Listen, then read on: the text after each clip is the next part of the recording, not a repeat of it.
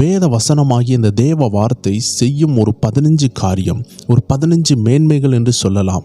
இது வேதத்தினுடைய ஆழத்தில் மறைந்திருக்கிறது. இதையெல்லாம் நம்ம சேர்த்து ஒருமித்து நம்ம பார்க்க போகிறோம். நம்ம ஆவிக்குரிய வாழ்க்கையில் முன்னேற வேண்டும் என்று நாம் நினைக்கும் பொழுது இந்த வேத வசனத்தினுடைய ஆழங்களை நாம் புரிந்து கொள்ள வேண்டும். மிக எளிமையாக நீங்கள் புரிகிற வண்ணமாக உங்களுக்கு நிச்சயமாக இதை அறிந்திருக்கலாம். பட் எல்லாவற்றையும் சேர்த்து கோர்வையாக உங்கள் இருதயத்தில் பதியும்படி இதில் நம்ம பார்க்க போகிறோம். நீங்கள் முன்னேற வேண்டிய நீங்கள் பின்னேறி போகிறீங்கன்னா அதற்கு காரணம் வேதம் சொல்லுகிறது, முந்தினவர்கள் பிந்தினவர்கள் ஆனார்கள். காரணம் என்ன? அவர்கள் ஏதோ ஒரு விஷயத்தை மறந்து போனார்கள். தேவனிடத்தில் சேரவும் தேவனுடைய வார்த்தையிலிருந்து ரகசியத்தை பெற்றுக்கொள்ள வேண்டிய அவர்கள் மனித ஆலோசனைகள், உலக ஆலோசனைக்கு நேராக ஒரு தேவ பிள்ளை போகும் பொழுது அவர்கள் பின்வாங்கி தான் செல்லுகிறார்கள். இன்னைக்கு அநேக கிறிஸ்தவர்கள் மந்திரவாதியினிடத்தில் கூட செல்லுகிறார்கள். ஜோசியக்காரர்களை பார்க்கும் பொழுது ஜோசியம் தேடுகிறார்கள். அப்படி என்றால் முன்னேறி செல்ல வேண்டிய அவர்கள் உலக ஆலோசனைகள், மனித ஆலோசனைகள், குடும்ப ஆலோசனைகள் கேட்டு கேட்டு கேட்டு பின்னாக செல்கிறார்கள். ஆனால் இந்த 15 காரியங்களை நீங்கள் புரிந்து கொள்ளும் பொழுது ஏன் வேத வசனம் இவ்வளோ முக்கியமாக இருக்குது, ஏன் நாம் பின்வாங்குகிறோம், எதை நாம் மிஸ் பண்ணோம், எதை நாம் இழந்தோம் என்று தெளிவாக புரிந்து கொள்வீர்கள். உங்கள் ஆவிக்குரிய வாழ்க்கையை பலப்படுத்துகிற ஒரு அருமையான பதிவு மிக விரைவாக நம்ம பார்க்க போகிறோம். நீங்கள் பார்த்து கொண்டிருக்கிறது ஸ்பிரிச்சுவல் WF என்ற ஆவிக்குரிய ரகசியங்களை வெளிப்படுத்தும் ஒரு நல்ல சேனல். அப்போ உங்களுக்கு ஒரு நல்ல என்லைட்மெண்ட், நல்ல இன்சைட்ஸ், ஆவிக்குரிய ரகசியங்களை ஒரு ஸ்பார்க் பண்ணக்கூடிய ஒரு சேனலாக கர்த்தர் இதை அமைத்திருக்கிறார். வாங்க ஜெபத்தோடு இதை கேளுங்கள். வேத வசனம் அற்புதமான வார்த்தை. இந்த உலகத்தில் எத்தனை கோடி புஸ்தகங்கள் இருந்தாலும் அது வேத புஸ்தகத்துக்கு முன்னாடி வைத்தால் அதற்கு ஈடு எதுவுமே வர முடியாது. காரணம், இந்த வேத வசனத்துக்குள்ளே என்ன மறைந்திருக்குதுன்னா, சின்ன பிள்ளைகள் கூட சொல்லுவாங்க, இட் கண்டெய்ன்ஸ் லைஃப், அதற்குள் ஜீவன் இருக்குதுன்னு சொல்லுவாங்க. எல்லா விஷயத்திற்கும் ஜீவன் இருக்குது. ஆனால் இந்த வேதத்தில் ஓடக்கூடிய ஜீவன் என்ன ஜீவன் பார்த்தீங்கன்னா, இது தேவனுடைய ஜீவன். ஒரு செடி எடுத்துக்கொள்ளுங்க, அதுக்கும் ஜீவன் இருக்குது. ஒரு பாக்டீரியா எடுத்துக்கொள்ளுங்க, ஒரு ஃபங்கஸ் எடுத்துக்கொள்ளுங்க, கண்ணுக்கு தெரியாத நுண்ணுயிர்கள் எடுத்துக்கொள்ளுங்க, அதுக்குள்ளேயும் ஜீவன் இருக்குது. ஆனால் அது எல்லாமே அந்த நுண்ணுயிரினுடைய ஜீவன், விலங்குகளுடைய ஜீவன், மரத்துக்கு மரச்செடியினுடைய ஜீவன். ஆனால் வேதத்திற்கு மட்டும் அதற்குள் ஓடுகிற ஜீவன் அது தேவனுடைய ஜீவன். உங்களுக்குள் இருக்கிறது மனுஷனுடைய ஜீவன். ஆனால் இந்த வேதத்துக்குள் இருக்கிறது எந்த மனுஷனுடைய ஜீவனும் அல்ல, அது கர்த்தருடைய உயிர் ஜீவன். அதனால தான் வேதம் தேவனாகவே இருக்கிறார். வார்த்தை இயேசுவாக இருக்குது என்று வேதம் சொல்லுகிறது. ஆதியிலே வார்த்தை இருந்தது, அந்த வார்த்தை தேவனிடத்தில் இருந்தது, அந்த வார்த்தையே தேவனாக இருந்தது. The word was God. அந்த வேர்டு ஆண்டவராக இருக்கிறாங்க. அப்போ அந்த ஆண்டவர் தான் ஆவியாகவும் ஜீவனாக இருக்கிறார். அப்போ நம்பர் 1 நீங்கள் புரிஞ்சுக்கிடணும், எந்த புஸ்தகத்திலையும் இல்லாததும் எத்தனை கோடி பணத்துக்குள்ளும் இல்லாத ஜீவன் இந்த வேத புஸ்தகத்தில் இருக்கிறது. அதனால தான் இது பாவத்தை மேற்கொள்ள உதவி செய்கிறது, பரிசுத்தமாக வாழ உதவி செய்கிறது, முன்னேறி அடுத்த ஸ்டெப் எடுக்க உதவி செய்கிறது. யோவான் 6:63 போட்டிருக்கிறது, இது ஆவியாகவும் ஜீவனாகவும் இருக்கிறது. நம்பர் 2, இந்த வேத வசனம் ஒரு நல்ல நியூட்ரிஷன், விட்டாமின்ஸ் அடங்கிய ஒரு பாலை போல, ஒரு கால்சியம் நிரம்பிய ஒரு அருமையான பாலை போல, milk. It is a milk. புதிதாய் பிறந்த பிள்ளைகளுக்கு நம்ம பிரியாணியோ, புரோட்டாவோ, கொத்து புரோட்டாவோ, மேகியோ, நூடுல்ஸ் எதுவுமே கொடுக்க முடியாது. எதுவுமே அவங்க வயிற்றுக்கு செட் ஆகாது. அது எல்லாமே இன்டைஜஷன் ஆகும், அவர்களுக்கு அது செட் ஆகாது. வாமிட் வரலாம், பிள்ளை செத்து கூட போயிடும். ஆனால் அதே பால் குடித்தால் அது சுகமாக வளர தொடங்கும். தேவ ஜனங்களே, நம்மளுடைய ஆவிக்குரிய வாழ்க்கையில் ஆரம்ப நிலையில் வேத வசனங்கள் நமக்கு பாலை போல் இருக்கிறது, நல்ல ஊட்டச்சத்துக்களை தருகிறது. அப்படி என்றால் பால் யார் தருவா? ஒரு தாய் தான் தர முடியும். அப்போ வேதம் ஒரு நல்ல தாயாக இருந்து நம்மளை அழகாக வளர்க்கிறது. இதை குறித்து நீங்கள் 1 பேதுரு 2 அதிகாரம் 2 வசனத்தில் பார்க்கலாம். அப்போ நம்ம ஆவிக்குரிய வாழ்க்கையில் வளர்றதுக்கு இது ஒரு பாலாக இருக்கிறது. 3வது விஷயம், பாலாக மட்டும் இல்லை, ஒரு பிள்ளை வளர்ந்து வரும் பொழுது பால் குடித்த பிள்ளை இப்போ ஆகாரம் சாப்பிடும். அப்போ அந்த ஆகாரம் சாப்பிடும் பொழுது தாய் என்ன செய்வாங்க? உப்பு கொஞ்சம் குறைவாக, பிள்ளைக்கு தெவிட்டாதபடி கசப்பு குறைவா, உரப்பு குறைவா, காரம் குறைவா, இதெல்லாம் அழகாக கரெக்டாக பண்ணி கொடுப்பாங்க. அப்போது ஆரம்ப நிலையில் பிள்ளை சாப்பிடக்கூடிய ஒரு உணவாகவும் இருக்கிறது. வளர்ந்த பிறகு பிள்ளைக்கு என்ன செய்வாங்க? திரும்பி போயிட்டு இட்லியும் ப்ரெட்டும் கொடுத்துட்ருக்க மாட்டாங்க. அதுக்கு நல்ல ஒரு உரப்பான, காரமான நல்ல பிரியாணி, சிக்கன், அந்த மாதிரி கொடுக்கத்தக்கதான கடின உணவாகவும் வேதம் இருக்கிறது. ஆனால் வளர்ந்து வந்த பிள்ளை, பால் மறந்த பிள்ளைக்கு கொடுக்கக்கூடிய அப்பமாக இருக்கிறது. உங்கள் ஆவிக்குரிய ஸ்டேட்டஸை அனுசரித்து நீங்கள் எவ்வளோ வளர்ந்துருக்கீங்கன்னு புரிந்து கொண்டு உங்களுக்கு ஏற்ற வார்த்தையை தரக்கூடியது தான் வேதம். அப்போ பாலாக இருந்த வேதம் நீங்கள் கொஞ்சம் வளர்ந்தீங்கன்னா அது அப்பமாக மாறும். மத்தேயு 4:4 ஆண்டவராகிய இயேசு சொன்னார், மனுஷன் அப்பத்தினால் மாத்திரமல்ல தேவனுடைய வாயிலிருந்து புறப்படுகிற ஒவ்வொரு வார்த்தையினாலும் பிழைப்பான். அப்படி என்றால் இது அப்பமாக இருக்கிறது. எந்த நேரம் பசிக்குதோ ஓடி வந்து இதை நீங்கள் சாப்பிட முடியும். உங்கள் ஆத்மா இதை சாப்பிடும். நீங்கள் வாசிக்கும் பொழுது நீங்கள் நினைக்கிறீங்க, it directly goes to my brain நினைக்கிறீங்க, இது என்னுடைய சிந்தனைக்கு நேராக போகுதுன்னு நினைக்கிறீங்க. இது அதையும் தாண்டி உங்கள் இருதயத்துக்கு செல்லும். இது ஒரு அப்பமாக உங்களுக்கு உணர முடியும். இது உங்கள் வயிறை நிரப்புகிறத, உங்கள் உள்ளத்தை நிரப்புகிறத, உங்கள் சிந்தனையை ஆளுகை செய்கிறத நீங்கள் உணர முடியும். அதனால் தான் இது ஒரு அப்பமாக இருக்கிறது. 4வதாக இது ஒரு விதையாக இருக்கிறது. It is a seed. நீங்கள் நினைத்தா வேறு இடத்துல கொண்டு போய் இதை விதைக்க முடியும். இந்த உலகத்தில் உள்ள எல்லா வித்துகளையும் மண்ணில் தான் விதைக்கிறாங்க. ஆனால் இந்த ஆவிக்குரிய வித்தாகிய வசனத்தை மண்ணின் சாயலை உடைய மனிதனாகிய அந்த மாம்ச மனுஷனுடைய இருதயத்தில் விதைக்க முடிகிறது. எல்லாருக்கும் 1/2 சென்ட் 1 சென்ட் 1 ஏக்கர் நிலம் இருக்கும்.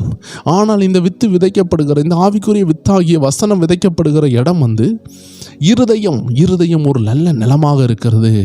அந்த நிலத்துக்குள் விதைக்கப்படுகிற வித்தாக இது காணப்படுகிறது. 1 பேதுரு 1:23 தெளிவாக சொல்லப்பட்டிருக்கிறது. அப்போ இந்த வித்தை நீங்கள் விதைக்கணும். நீங்கள் சொல்லுவீங்க, என் கணவர்கிட்ட சுவிசேஷம் அறிவிக்கிறேன், ஆனால் அவர் ரட்சிக்கப்பட மாட்டேங்கிறாரு, அவர் கேட்க மாட்டேங்கிறாரு. வேதம் சொல்லுகிறது, இந்த பிரபஞ்சத்தின் அந்தகார ஆவி, இந்த சுவிசேஷத்தின் ஒளி ஜனங்களுக்குள்ளாடி போயிடக்கூடாதுன்படி அவங்களுடைய மனக்கண்ணை கட்டி வச்சிருக்கிறான். அப்போ தேவ ஜனங்கள் வேத வசனம் சொல்லுகிறபடி பலவானை முந்தி கட்டினால் ஒழிய அவனுடைய எல்லைகளுக்குள்ளே புகுந்து அவனுடையதை நம்ம கொள்ளையடிக்க முடியாது. அப்போ இந்த உலகத்தில் உள்ள எல்லா ஆத்துமாக்களையும் பலவான் கட்டி வைத்திருக்கிறான். பாவம் என்ற போர்வையினால் மூடி வைத்திருக்கிறான்.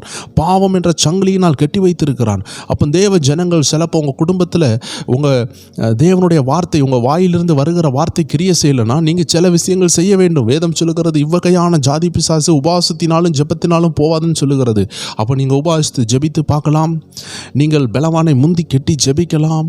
இப்படி நீங்கள் சில விஷயங்களை முன்னேறி செய்யும் பொழுது, சில காலங்கள் கடக்கும் பொழுது அந்த பலவானின் வல்லமைகள் அத்துப்போச்சுன்னா நீங்கள் போய் விதைக்கிற வசனம் செயல்படும்.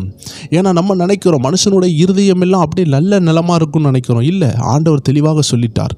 இந்த வித்து விதைக்கப்படுறதுக்கு முன்னாடி அந்த இடத்துல கற்பாறை இருக்கலாம், வழி அருகே விதைக்கப்படலாம், இல்லை முள்ளுள்ள இடத்துல விதைக்கப்படலாம். அப்போ உங்கள் கணவருடைய இருதயமோ இல்லை உங்கள் பிள்ளைகளுடைய இருதயமோ, நீங்கள் யாருக்கு சுவிசேஷம் சொல்கிறீங்களோ அவங்க இருதயம், the status of the heart, அவங்க இருதயத்தினுடைய நிலை எதுன்னு உங்களுக்கு தெரியாது. அதனால தான் வசனம் விதையாக இருந்தாலும் விதைக்கப்படுற இடம் ஏற்றுக்கொண்டால் இது நல்ல விளைச்சலை கொடுக்கும். 60ஆக 100ஆக 30ஆக இப்படின்னு அளவு இருக்கிறது. அப்போ நல்ல நிலத்தில் விதைச்சா 100க்கு 100 ரிசல்ட் கிடைக்கும். முள்ளுள்ள இடத்துல விதைச்சா கொஞ்ச நாளில் அந்த முள் வளர்ந்து வசனத்தை நெருக்கி போடும். அப்போ உங்கள் கையில் இருக்கிறது வித்து தான். நல்ல நிலத்தில் நீங்கள் விதைக்கணும். அப்போ உங்கள் கணவர் நல்ல நிலமாக மாறணும்னா நீங்கள் அவங்களுக்கு முன்னாடி சாட்சியாக வாழ்ந்து உபாசித்து ஜெபிக்க வேண்டியது இருக்கும், பலவான முந்தி கட்ட வேண்டியது இருக்கும், பொறுத்திருக்க வேண்டியது இருக்கும். உங்கள் மனைவியோ உங்கள் கணவரோ உங்கள் பிள்ளைகளோ யாரோ ஒருத்தருடைய ரட்சிப்புக்காக நீங்கள் காத்திருக்கிறீங்கன்னா உங்கள் நம்பிக்கை வீணாகாது. உங்கள் கையில் இருக்கிறது வித்து தான். அது விதைக்க வேண்டிய நேரத்தில் கரெக்டாக விதைக்கணும். விதைச்சிட்டிங்கன்னா கண்டிப்பாக அதனுடைய அறுவடையை பார்ப்பீங்க. 5வது காரியம், வேத வசனம் ஒரு கண்ணாடியாக இருக்கிறது. ஒவ்வொரு நாளும் நம்மளுடைய முகத்தை நாம் கண்ணாடியில் பார்க்கிறோம். ஏன்னா அந்த அடுப்பில் வேலை செய்கிறவங்க திடீர்னு இஞ்சி இல்லை, தக்காளி இல்லை, கருவேப்பிலை இல்லை, மல்லி இலை இல்லைன்னு சொல்லி கடைக்கு வேகமாக ஓடுவாங்க. அப்போ இந்த விறகு அடுப்பில் செய்கிறவங்க அப்படி போகும்பொழுது என்னம்மா மூஞ்செல்லாம் கறி அடிச்சிருக்குன்னு கேட்பாங்க. காரணம், அவங்க வேலை செய்யும் பொழுது அந்த புனலோ ஏதோ ஒன்று ஊதக்கூடிய எந்த ஒரு விஷயமோ அதில் உள்ள கறிகளோ இல்லை பாத்திரத்தில் உள்ள கறிகளோ மூஞ்சில் பட்டுட்டா கண்ணாடியை பார்க்காம போகிற நிறைய பாட்டிமார் தாய்மாரனுடைய ஃபேஸில் பார்த்திங்கன்னா கறி இருக்கும். கண்ணாடியை பார்த்துட்டு போயிருந்தாங்கன்னா கண்டிப்பாக அவங்க மூஞ்சில் இருக்கிறத பார்த்துருப்பாங்க. இதே போல தான் தேவஜனமே, வேத வசனம் ஒரு கண்ணாடியை போல் இருக்குது. ஒவ்வொரு நாளும் நம்ம அதற்கு முன்னாடி இருக்கும் பொழுது நம்ம என்ன சுபாவத்தோடு இருக்கிறோம், எப்படி கெட்ட சுபாவம் இருக்குதா நல்ல சுபாவம் இருக்குதான்னு நம்மளை கண்டுபிடிக்கிறதுக்கு அதுக்கு உதவி செய்கிறது. நம்ம கடந்த இது பார்த்தோம், 4வது காரியம் விதை.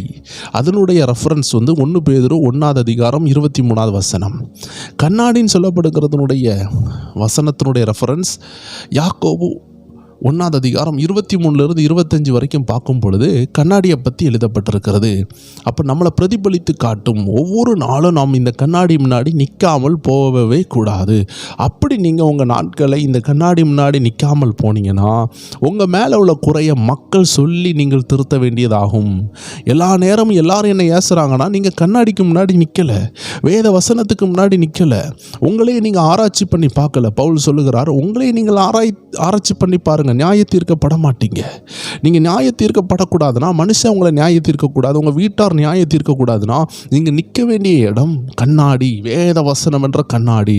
6வதாக, நம்ம மேலே ஒரு அழுக்கு பட்டுட்டுனா நம்ம இந்த உலகத்தில் என்ன செய்கிறோம்? தண்ணி ஊற்றி கழுவுறோம். இதே போல் ஆவிக்குரிய அசுத்தங்கள், கெட்ட சிந்தனைகள், ஆவிக்குரிய போராட்டங்கள், இச்சையான விஷயங்கள், மாம்ச எண்ணங்கள் வரும் பொழுது இப்போ நமக்கு தண்ணி தேவை. இது எந்த தண்ணி தேவை? சாதாரண தண்ணியை ஊற்றி கழுவுனா நம்ம சரீர அழுக்கு தான் போகும். ஆனால் ஆவிக்குரிய அழுக்குகள் போகணும்னா அதற்கு ஒரு தண்ணி தேவை. அது வேத வசனம் தான். எபேசியர் 5:26 சொல்லுகிறது, வேத வசனம் ஒரு நல்ல தண்ணியாக இருக்கிறது, இதை ஊற்றி உங்களுக்கு கழுவ முடியும், உங்கள் பிள்ளைகளை கழுவ முடியும். வாலிபன் தன் வழியை எதனால் சுத்தமாக்குவான்? இந்த வசனத்தினால் தன்னை காத்து கொள்கிறதினால் தானே. அப்படி என்றால் வாலிப பாவங்களை இதால் கழுவ முடியும், நிச்சயங்களை கழுவ முடியும். இந்த வசனத்துக்கிட்ட வரும் பொழுது அது நம்மளை சுத்திகரிக்கிறது, நம்ம கண்களை கழுவுகிறது, நம்மை காதுகளை கழுவுகிறது, நம்ம வார்த்தைகளை கழுவுகிறது, நம்ம ஆவி ஆத்மா சரீரத்தை கழுவுகிறது. எல்லாவற்றையும் இது கழுவக்கூடிய வல்லமை உடையதாக இருக்கிறது. 7வது விஷயம், இருண்ட உலகத்தில் வாழ்ந்து கொண்டிருக்கிறோம், பாவம் நிறைந்த உலகத்தில் வாழுகிறோம். அந்த இடத்துல இந்த வசனம் ஒரு தீபமாக இருக்கிறது, ஒரு நல்ல தீபத்தை போல் இருக்கிறது, வெளிச்சமாக இருக்கிறது. உம்முடைய வசனம் என் கால்களுக்கு தீபமும் பாதைக்கு வெளிச்சமாக இருக்குதுன்னு வேதம் சொல்லுகிறது. சங்கீதம் 119 105வது வசனம் அழகாக இவ்வாறாக சொல்லுகிறது, நம்முடைய பாதைக்கு அது வெளிச்சம் கொடுக்கிறது. அதனால் தேவ ஜனங்களை எப்பெல்லாம் கன்ஃபியூஸ்டு ஸ்டேட் வருகிறதோ, எப்பெல்லாம் சோர்ந்து போக்குறீங்களோ, எப்பெல்லாம் பாதை தெரியலையோ, அப்போ வேதத்தை எடுத்து வாசியுங்கள், பாதையை நீங்கள் பார்க்கலாம். அருமையான பாதை உண்டாகும். உங்களுக்கு சோர்ந்து போய் இருக்கிறீங்களா? டிப்ரெஸ்டாக இருக்கிறீங்களா? டோட்டல் வெக்ஸ்டாக இருக்கிறீங்களா? கிவ் அப்பாக இருக்கிறீங்களா? ஃபெயிண்டடாக இருக்கிறீங்களா? ஆண்டு சொல்லுகிறார், take the Bible and read once more. ஒருக்கா கூட வேதத்தை எடுத்து வாசிங்கள். உங்களுடைய எல்லா இன்கேப்பபிலிட்டியும் கேப்பபிலிட்டியாக மாறும். முடியாமை, இயலாமை எல்லாம் மாறி உங்களுக்கு ஒரு பலனை உண்டாக்கும். ஏன்னா இது தீபமாக இருக்கிறது. It brings light. ஒரு 2 இடத்துல ஒரு வெளிச்சம் வந்தால் அந்த இடமே என்ன செய்யும்? பற்றி எரிய ஆரம்பிக்கும். அப்படியே வெளிச்சம் வரும். அப்போ இந்த வெளிச்சத்தை நீங்கள் அதிகரித்து கொள்ளலாம் வேதத்தை வாசித்து. அடுத்ததாக 8வது விஷயம், இது ஒரு கேடகமாக இருக்கிறது. கேடகம் என்றால் என்ன? It is shield. தேவனுடைய வார்த்தையெல்லாம் புடமிடப்பட்டவைகளும் தம்மை நம்புகிறவர்களுக்கு கேடகமாக இருக்குது. நீதிமொழிகள் 30:5 நீங்கள் பார்க்க முடிகிறது. நீங்கள் வேத வசனத்தை வாசிக்கிற ஒரு தேவ ஜனனா உங்களை அறியாமலே இந்த வேத வசனம் உங்களை தற்காக்கும். பில்லி சுனி உங்களை அட்டாக் பண்ணலான்னு வரலாம், வியாதி உங்களை அட்டாக் பண்ணலான்னு வரலாம், பிசாசு உங்களை அட்டாக் பண்ணலான்னு வரும். சாத்தான் ஒரு பாவத்தை கொண்டு வருவான். ஆனால் வேத வசனம் இருக்கும் பொழுது கர்த்தரே அங்கே இருக்கிறாரு. அப்போ அந்த பிசாசாலையும் அந்த பாவத்தாலையும் உங்களை தொட முடியாது. அதனால தான் வேத வசனம் ஒரு ஷீல்டாக இருக்குது. பிசாசு எரிகிற அக்னி ஆஸ்திரங்கள் உண்டு, அக்னி அம்புகள் உண்டு, ஈட்டிகள் உண்டு. அப்போ உங்கள் கையில் ஒரு கேடகம், ஒரு ஷீல்டு. கத்தியை வச்சு நம்ம என்ன செய்வோம்? வெட்டுவோம். ஆனால் கேடகத்தை வச்சு நம்மளை தற்காத்து கொள்வோம். இது ஒரு டிஃபென்சிங் வெப்பன்னு சொல்லுவாங்க. டிஃபெண்ட் பண்ணுகிறது, நம்மளை தற்காத்து கொள்ளுகிறது. ஒஃபெண்டிங் அண்ட் டிஃபெண்டிங் வெப்பன் பற்றி வேதத்தில் சொல்லப்பட்டிருக்கிறது. அதில் வேத வசனம் எப்படி இருக்குதுன்னா, நம்மளை தற்காத்து கொள்ளவும் முடியும். அடுத்ததாக பார்த்தீங்கன்னா ஒஃபென்ஸ் பண்ண முடியும். ஒஃபெண்டிங் ஆயுதமாக இருக்குது, அவனை மாறி வெட்டக்கூடிய ஆயுதமாக இருக்கிறது. உங்களை தற்காத்து கொண்டு எதிரியை வெட்டக்கூடிய ஆயுதம். அதனால தான் 10வது விஷயமாக எபேசியர் 6வது அதிகாரத்திலும் எபிரெயர் 4:12 நீங்கள் பார்க்கும் பொழுது இதில் என்ன போட்டிருக்குதுன்னா, வேத வசனம் it is the spirit, sword of the spirit அப்படின்னு சொல்லி போட்டிருக்கிறது. ஆவியின் பட்டயமாக இருக்கிறது. உங்கள் சரீரத்துக்கு ஒரு பட்டயம் இருக்கிறது. அந்த பட்டயம் பேர் என்ன? கிச்சனில் இருக்கக்கூடிய பட்டயங்கள் இருக்கிறது. அதை நம்ம கத்தின்னு அழைக்கிறோம். காய்கறி வெட்டுற கத்தி, மீன் வெட்டுற கத்தி, கோழி இருக்கிற கத்தி, இப்படி நிறைய கத்தி இருக்குது. தேங்காய் வெட்டுற கத்தி, வெட்டர்வால்னு சொல்லுவாங்க, பிக்காஸ்ன்னு சொல்லுவாங்க, நிறைய விஷயங்கள் சொல்லுவாங்க. அப்போது இதில் உங்கள் சரீரத்துக்கு உள்ள கத்திகள் இருக்கிறது, ஆனால் ஆவிக்கு ஒரு கத்தி இருக்குது, அதுதான் வேத வசனம். அப்போ இது என்ன செய்யும்? எதிரியை மாறி வெட்டும். இதற்கு முன்னாடி நம்ம பார்த்தோம் கேடகம், அது எதிரிட்ட இருந்து உங்களை பாதுகாக்கும், அதுவும் வேத வசனம் தான். ஒரே வேத வசனம் உங்களை தற்காக்கவும் செய்யும், உங்களை எதிர்த்து வருகிறவர்களை வேட்டையாடவும் செய்யும். ஒஃபென்ஸ் அண்ட் டிஃபென்ஸ், உங்களுக்கு ஒஃபெண்டிங் வெப்பனாகவும் டிஃபெண்டிங் வெப்பனாகவும் இது கிரியை செய்கிறது. அடுத்ததாக 11வது விஷயம், 9வது விஷயத்தை நான் சொல்ல மறந்துட்டேன், ஆனால் அதை நான் உங்களுக்காக சொல்லுகிறேன். ஏன்னா அந்த பட்டயம் 10வது விஷயத்தில் இருந்ததுனால நான் அதை சொல்ல மறந்துட்டேன். 9 பார்த்துருவோம். கண்மலை, வேத வசனம் rock, it is like a rock. வேதத்தில் ஆண்டவர் சொல்லுகிறார், மண்ணால் செய்யப்பட்டதும் கற்பாறையினால் செய்யப்பட்ட அந்த இடத்துல உள்ள வீடை பற்றியும் சொல்லப்பட்டிருக்கிறது. அப்போ கற்பாறையின் மேலே இருக்கிற வீடு அசையாது. அப்போது வேதம் நல்லா கற்பாறையாக இருக்குது. நீங்கள் நம்பலாம், 100% நம்பலாம். 99% உங்களுக்கு நடக்காதது மாதிரி இருக்கும், ஆனால் கண்டிப்பாக என்ன நடக்கும்? அற்புதத்தை ஆண்டவர் அந்த கடைசி நிமிடத்தில் செஞ்சிருவார். இதற்கு நிறைய எடுத்துக்காட்டு நீங்கள் பார்க்கலாம். சிங்க கோகையை பார்க்கலாம், யோசேப்பினுடைய குழியை பார்க்கலாம், இப்படி சொல்லிக்கொண்டே போகலாம். அக்னி ஜுவாலையில் எரிந்தார்கள், கடைசியில் ஆண்டவர் காப்பாற்றினார். இப்படி ஏகப்பட்ட விஷயங்கள் இருக்குது. கண்மலை, இதை நம்ம நம்பக்கூடிய கண்மலை, நம்மளை உயர்த்தக்கூடிய கண்மலை, இதுதான் 9. 10வது விஷயம்தான் பட்டயம். இதை நம்ம ஆல்ரெடி பார்த்துட்டோம். ஏன்னா நான் அந்த ஒஃபென்ஸும் டிஃபென்ஸும் சேர்ந்து வர்றதுக்காக நான் அந்த 10வது விஷயத்தை முன்பதாகவே சொன்னேன். 9வது விஷயத்தை அடுத்ததாக நம்ம பார்த்தோம். இப்போ நம்ம 11வது விஷயத்துக்கு வரலாம். 15 விஷயம் நம்ம பார்க்கலான் இருக்கிறோம். அதில் இந்த 11வது விஷயம் ஆண்டவருடைய வார்த்தை ஒரு நல்ல ஹேமர் போல், ஒரு ஹேமர்னா சுத்தியல்னு சொல்லுவாங்க. அது என்ன செய்யும்னா, எரேமியா 23:29 சொல்லப்பட்டிருக்கிறது. ஆண்டவருடைய வார்த்தை ஒரு ஹேமர் மாதிரி இருக்குது, எதையும் உடைக்கும், கடின இருதயத்தை உடைக்கும். மோசமான ராஜாக்களுடைய இருதயம்லாம் உடைக்கப்பட்டிருக்கிறது. தேவ ஜனங்களை இதை விசுவாசித்து நம்ம பயன்படுத்தணும். தேவனுடைய வார்த்தை எதையும் உடைக்கும் தெரிந்தால் நீங்கள் ஜெபிக்கணும். ஒரு தேவ மனிதர் மோகன் சிலாசரஸ் ஒரு சாட்சி சொன்னார். அவங்கள தேடி ஒரு சகோதரி அடிக்கடி ஜெபிக்க வருவாங்க. அவங்க கணவர் ரட்சிக்கவே படமாட்டார், அப்படிப்பட்ட ஒரு நிலையில் இருந்தார். அப்போ இந்த மோகன்சி ஐயாவுடைய டீமில் இருந்து கொஞ்சம் பேர் அங்கே ஜெபிக்க போயிருக்காங்க. ஜெபிக்க போகும்பொழுது அந்த ஐயா அந்த நேரம் குடிச்சிட்டு வந்திருக்கிறார். எத்தனையோ ஆலோசனை சொல்லியும் அவர் ஒரு நாளும் தன்னை ஒப்பு கொடுக்கவோ மனம் திரும்பவோ விட்டு கொடுக்கவே இல்லை. அந்த சகோதரி சொல்லாத ஆலோசனையே கிடையாது. ஆனால் இந்த வந்திருந்த நபர்கள் எந்த ஆலோசனையும் சொல்லலை, ஒரே ஒரு வசனத்தை வாசித்தாங்க. அந்த வசனம் சொல்லுகிறது, தன் பாவத்தை மறைக்கிறவன் வாழ்வடைய மாட்டான், அதை அறிக்கை செய்து விட்டுவிடுகிறவனோ இரக்கத்தை பெறுவான். நம்ம நினைப்போம் நம்மளுடைய பேச்சு திறமையினால் பேசி ஒரு ஆளை ஆதாயப்படுத்திடலான்னு நினைப்போம். ஆனால் அந்த வசனத்தை சொன்ன உடனே வேற ஒன்றுமே பேசலை, அந்த ஐயா அழ தொடங்கிட்டார். அழுது அன்னைக்கு அந்த பாவத்தை விட்டார், மனம் திரும்பினார். நானே ஆச்சரியப்பட்டேன், நானும் ஊழியம் செய்கிறேன். நான் ஆரம்ப நாட்களில் இந்த சாட்சியை கேட்கும் பொழுது வேத வசனத்தினுடைய வல்லமை உணர்ந்து கொண்டேன். தேவ ஜனங்களே, வேத வசனம் எப்பேற்பட்ட கற்பாறையும் உடைக்கும். திருடர்களை மாற்றியிருக்கிறது, ரவுடிகளை மாற்றியிருக்கிறது. அதனால தான் அதனுடைய பேர் ஹேமர், சுத்தியல். 12தாக நெருப்பு, கர்த்தருடைய வார்த்தை அக்னியாக இருக்கிறது. எரேமியா 23:29 சொல்லுகிறது, அவருடைய வார்த்தை எனக்குள் எப்படி இருக்குதான், அக்னியாக இருக்கிறது, அது நம்மளை சுத்திகரிக்கிறது. அப்போ கர்த்தருடைய வார்த்தை ஒரு அக்னியை போல இருக்கிறது. அது எதையும் பற்றி எரிக்கும், நமக்கு விரோதமான ஆயுதங்களை பற்றி எரிய பண்ணும். 13தாக தேவனுடைய வார்த்தை நம்முடைய நாவுக்கு இனிமையாக இருக்கும். அதை சொல்ல சொல்ல இனிமை உண்டாகும்.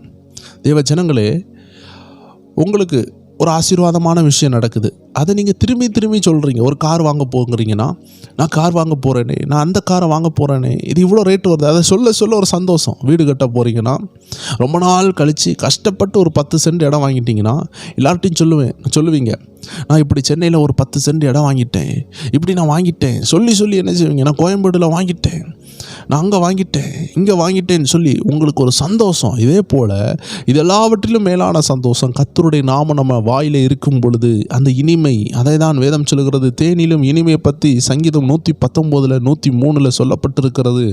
இந்த வசனம் இனிமையாக இருக்கிறது. இது ஆவிக்குரிய வாழ்க்கையில் வளர்கிறவங்களுக்கு தான் தெரியும். இந்த வார்த்தையை சும்மா இருக்கும்போது சொல்லி பாருங்கள், அது உங்கள் இருதயத்துக்கு இனிமையாக இருக்கும். தேவையில்லாத கெட்ட வார்த்தைகள் உங்கள் வாயில் வராது. அடுத்ததாக 14, இது பொன்னிலும் பசும் பொன்னிலும் மிக உயர்ந்த வார்த்தையாக இருக்குது. அப்போ இந்த பொன்னை காட்டிலும் விலையேறப்பட்டது. சங்கீதம் 19:10 சொல்லுகிறது, it is more than a gold. இது பசும் பொன்னிலும் மேலானது, அவ்வளோ விலையேறப்பட்டது, இதற்கு விலை கொடுத்து வாங்கவே முடியாது. அப்படிப்பட்ட வார்த்தையாக்கும் இன்னைக்கு நம்ம கையில் இருக்குது. 15ஆவதாக கடைசியாக வேத வசனம் நல்ல மருந்து. இது நம்மளை குணமாக்கும். இதில் ஜீவன் இருக்குது. நீதிமொழிகள் 4:22 சொல்லுகிறது, அவைகளை கண்டுபிடிக்கிறவர்களுக்கு ஜீவனும் அவர்கள் கண்டுபிடிச்சவங்களுடைய உடலுக்கெல்லாம் அது ஆரோக்கியம் என்று வேதம் சொல்லுகிறது. It is a good medicine. எத்தனையோ நபர்கள் இயேசுவை ஏற்றுக்கொள்ளும் பொழுது உயிரடைஞ்சார்கள், உயிர் பெற்றார்கள். கேன்சர்லேருந்து விடுதலை, அல்சர்லேருந்து விடுதலை, டியூபர்குலோசிஸ்லேருந்து விடுதலை, சொல்லிக்கொண்டே போகலாம். கிட்னி ஃபெயிலியர்லேருந்து விடுதலை. ஏன் இயேசு கொடுத்தார்? காரணம், இயேசு வார்த்தையாக இருக்கிறார். இந்த வார்த்தைக்குள்ளே மருந்து இருக்கிறது. இந்த மருந்து நம்ம அவரை விசுவாசிக்கும் பொழுது நமக்கு வருகிறது, நமக்கு ஆரோக்கியம் உண்டாகிறது. ஒரு தேவ மனிதர் அவர் சொன்னார், கிட்டத்தட்ட அவருக்கு எத்தனையோ பிளாக்ஸ் இருதயத்தில், ஆனாலும் அவர் மெடிசன் எடுக்கவே மாட்டார், மெடிசன் சைடே போக மாட்டார். ஏன்னா அவருடைய வார்த்தை எனக்கு மெடிசனாக இருக்குது, மருத்துவமாக இருக்குது. நான் கத்தர்கிட்ட தான் நான் மெடிசனை வாங்கிக்கொள்வேன்னு சொல்லி அவர் விசுவாசமாக இருக்கிறார். அவர் யாரையும் டாக்டர்கிட்ட போகக்கூடாது, மெடிசன் எடுக்கக்கூடாதுன்னு அவர் சொல்லலை. இந்த சரீரத்தில் ஒரு வியாதி வருதுன்னா அது என் கத்தர் அனுமதிச்சு தான் வரும். அதனால் நான் வீணாக டாக்டர்கிட்ட போகணுன்னு அவசியம் இல்லைன்னு சொல்லி ஒரு ஸ்ட்ராங்கான ஃபெய்த் உள்ள மனுஷன். அதே மாதிரி அவருக்கு இருதயத்தில் எத்தனையோ பிளாக்ஸ் இருந்து இன்னும் பிரசங்கம் பண்ணி கொண்டு இருக்கிறார். அவர் ஒருக்கா மறித்துட்டு கூட அவர் அடக்கம் பண்ணலான்னு எடுத்துகிட்டு போயிட்டாங்க. ஆனால் அந்த தேவ மனுஷன் திடீர்னு உயிரடைந்து திரும்பி எழும்பி பல இடங்களுக்கு பிரசங்கம் பண்ண போய்விட்டார். எப்படி பவுலை அடித்து கீழே தூக்கி போட்டுட்டு செத்துட்டான்னு சொல்லிட்டு விட்டு போயிடுவாங்க ஒரு குறிப்பிட்ட இடத்துல கல் எறிஞ்சிட்டு. ஆனால் பவுல் திரும்பி ஏதோ கீழே கால் தட்டி விழுந்தது போல் எழும்பி சுவிசேஷம் அறிவிக்க போயிட்டார். ஒரு நபர் செத்துட்டான்னு சொல்லி விட்டுட்டு போகிறாங்கன்னா மூச்சு பேச்சு நின்று அவன் மயங்கி விழுந்ததுனால தான் விட்டுட்டு போனாங்க செத்துட்டான்னு. அந்த நபர் திரும்பி எழுந்து செயல்பட்டார்னா இந்த உலகத்தில் உள்ள எந்த மெடிசனாலையும் செத்தவனை திரும்பி எழுப்ப முடியாது. ஆனால் இந்த வேத வசனத்தினால முடியும். அதனால தான் அந்த நபர்கள் சொல்கிறாங்க, எனக்கு வசனம்தான் மருந்து. அதான் வேதம் அழகாக சொல்லப்பட்டிருக்கிறது. இந்த வார்த்தையில் ஜீவன் இருக்கிறது. இந்த ஜீவன் தான் உடலுக்கு ஆறுதலாக இருக்குது, இளைப்பாறுதலாக இருக்குது. நம்ம வாசித்தபடியே அந்த கடைசியாக வேத வசனம் மருந்தாக இருக்குது என்று நீதிமொழிகள் 4:22 நம்ம வாசித்தோம். அந்த அருமையான வசனத்தின்படி நமக்கு இந்த வார்த்தை ஜீவனாக இருக்குது. ஒரு சகோதரிக்கு கேன்சர். அப்போ அந்த கேன்சரில் நீங்கள் செத்து போயிருவீங்கன்னு சொல்லியாச்சு. அவங்க தினமும் ஒரு வசனத்தை எடுத்து வாசிப்பாங்க. உங்களுக்கு கடுகளவு விசுவாசம் இருந்தால் இந்த மலையை பார்த்து பெயர்ந்து போகணும்னு சொல்லக்கூடிய அந்த வார்த்தையை எடுத்து அடிக்கடி சொல்லிக்கொண்டே இருப்பாங்க. ஒரு நாள் காலையில் எழுப்பி பார்க்காங்க, கேன்சரை காணலை. காரணம், கத்தர் பிடிங்கி எறிந்து தூர வீசினார். ஆமாம், ஏன் தெரியுமா? கடுகளவு விசுவாசம் அற்புதத்தை செய்யும். இப்படி ஏகப்பட்ட அற்புத சாட்சிகளை நம்ம பார்க்க முடியும். இப்போ நம்ம சொன்ன அந்த 15 காரியங்கள் தேவ ஜனங்கள் பல முறை நீங்கள் யோசித்துருப்பீங்க, வசனம் எப்படிலாம் இருக்குது, அப்படி கிரியை செய்துன்னு. இன்றைக்கி மொத்தமாக சேர்த்து நம்மளுக்கு பார்க்க ஆண்டு கிருபை கொடுத்தார்.